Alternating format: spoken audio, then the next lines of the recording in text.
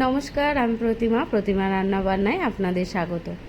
আজকে এমন একটা রান্না করছি যেটা খেলে শরীরও খুশি, পেটও খুশি, ডাক্তারের কাছে যাওয়ার প্রয়োজনই পড়বে না।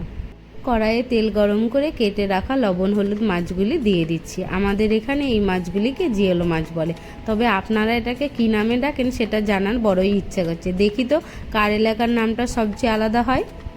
মাছ ভাজা হয়ে গেছে, এখন তুলে রেখে ওই কড়াইয়ে দিয়ে দিচ্ছি পটল। লবণ হলুদ দিয়ে ভালো করে ভেজে নিতে হবে।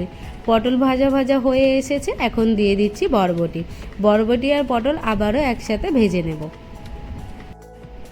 পটল দেখে বাড়ির ছোটরা সাধারণত পালিয়ে যায়, কিন্তু আজকে পালানোর সুযোগ নেই। পটল বরবটিতে রং বদলে দিয়েছে, এখন এদেরকে তুলে নিয়ে দিয়ে দিচ্ছি কাঁচা কলা আর আলু। কলা আলু লবণ হলুদ দিয়ে ভালো করে ভেজে নিতে হবে। আলু কলা ভাজা হয়ে গেছে, এখন দিয়ে দিচ্ছি বেগুন কুচি। আজকাল সবাই কিন্তু একটু হেলদি খাবার খেতে পছন্দ করে, তাই এই ধরনের ঝোল খেলে পেট একদম হালকা থাকবে। সবজি সব ভাজা হয়ে গেছে, এখন তুলে রেখে ওই কড়াইয়ে সামান্য তেল দিয়ে দিচ্ছি পাঁচফোড়ন আর তেজপাতা।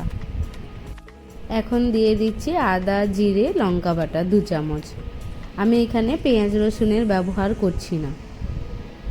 লবণ হলুদ দিয়ে আদা জিরের কাঁচা ভাব যাওয়া পর্যন্ত কষিয়ে নিতে হবে। পেঁয়াজ রসুন ছাড়াও এই মাছের ঝোল দুর্দান্ত লাগবে, একবার বাড়িতে বানিয়ে দেখুন।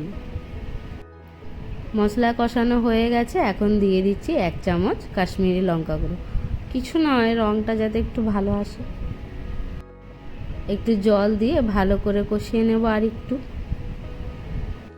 দেখলেন তো কিভাবে মশলাটা রং পাল্টে ফেললো। এখন দিয়ে দিচ্ছি সমস্ত ভেজে রাখা সবজিগুলো। সবজির সাথেও মশলাটি একটু ভালো করে মাখিয়ে নিয়ে দিয়ে দিচ্ছি জল।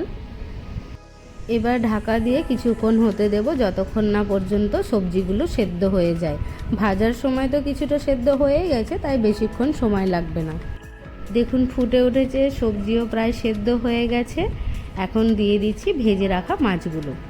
এখন কিছুক্ষণ ফুটতে দেব, যাতে মাছ আর সবজির স্বাদটা ভালো করে মিশে যায়। আজকের এই রেসিপি কেমন লাগলো কমেন্টে জানাবেন। ভিডিওটা ভালো লাগলে লাইক দিন, শেয়ার করুন আপনার বন্ধুদের সাথে। আর এখনও সাবস্ক্রাইব না করে থাকলে প্রতিমা রান্নাবান্না চ্যানেলটি সাবস্ক্রাইব করে পাশে থাকা বেল আইকনটি ক্লিক করে রাখবেন রান্নার নতুন নতুন ভিডিওগুলি সবার আগে দেখার জন্য। আবারও আসবো অন্য একটি রান্নার ভিডিও নিয়ে। ততক্ষণ পর্যন্ত good day, good luck and eat safe. Thank you for watching.